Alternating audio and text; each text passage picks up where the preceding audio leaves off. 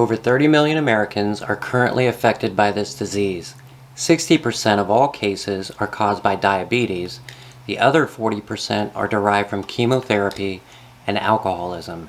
In fact, almost 50% of people who abuse alcohol will develop this disease at some point in their lives. Hey everyone, it's Phil, and today I'm going to talk to you about peripheral neuropathy, what it is, how to prevent its development, and most importantly, how to treat it.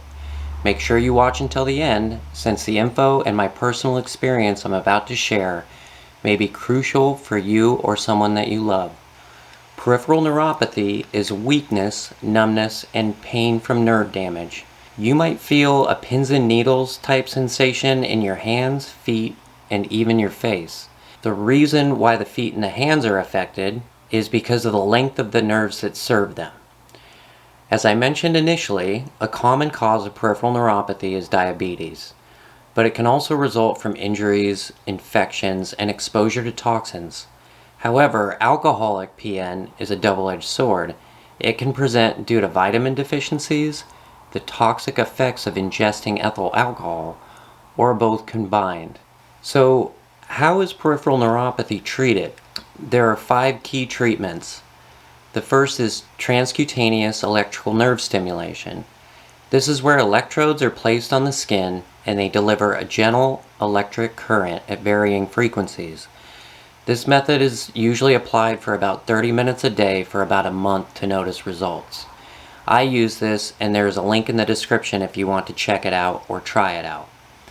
Next is plasma exchange and intravenous immune globulin.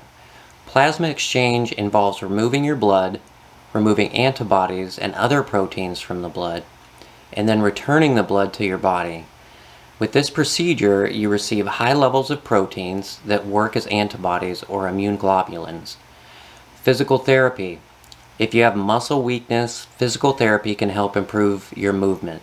You may also need a foot or a hand brace, cane, walker, or even a wheelchair. And I'll cover physical therapy a bit more later. Surgery. If you have neuropathies caused by pressure on nerves, such as pressure from tumors or bulging discs, you might need surgery to reduce the pressure. Supplements. If you have a vitamin B or D deficiency, then it would make sense that supplementing your diet with these vitamins would help address the underlying condition. Now, what medications can be used? Before I cover the medications, I have to remind you that I'm not a doctor, I'm not your doctor, and I don't have a license to practice or prescribe. So please make sure you consult your doctor before considering any of these medications. Pain relievers. Pain medications can relieve mild symptoms. For more severe symptoms, your doctor might prescribe painkillers. However, medications containing opioids such as tramadol or oxycodone can lead to dependence and addiction. So these drugs generally are prescribed only when all other treatments have failed. Next up are anti-seizure medications. Medications such as gabapentin and pregabalin developed to treat epilepsy may relieve nerve pain.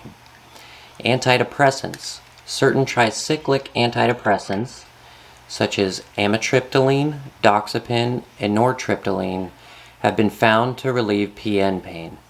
The serotonin and norepinephrine reuptake inhibitor duloxetine and the extended-release antidepressant venlafaxine also might relieve the pain of peripheral neuropathy caused by diabetes. Topical treatments. Capsaicin creams, which contain a substance found in hot peppers, can cause modest improvements in peripheral neuropathy. You might experience a little skin burning and irritation where you apply the cream initially, but this usually lessens over time. Lidocaine patches are another treatment you apply to your skin, might offer some pain relief. Now, what can I suggest from my own experience fighting this disease? There's diet.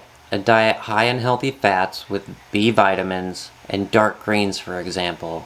Remember to keep it healthy and balanced. Stopping smoking. This is a tough one that I struggle with every day, but toxins from smoking can evolve the disease severely as well as stifle blood flow, so you should at least try.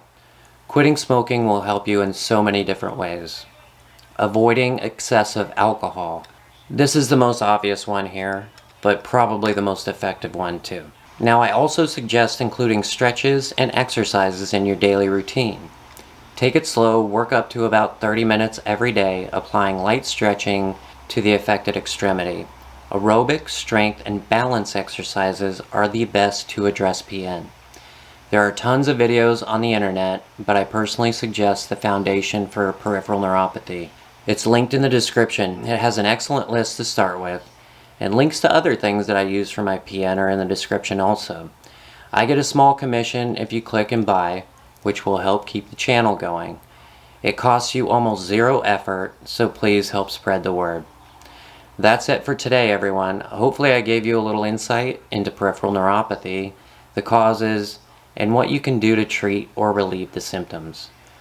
As always, please take care of each other, and we'll see you soon.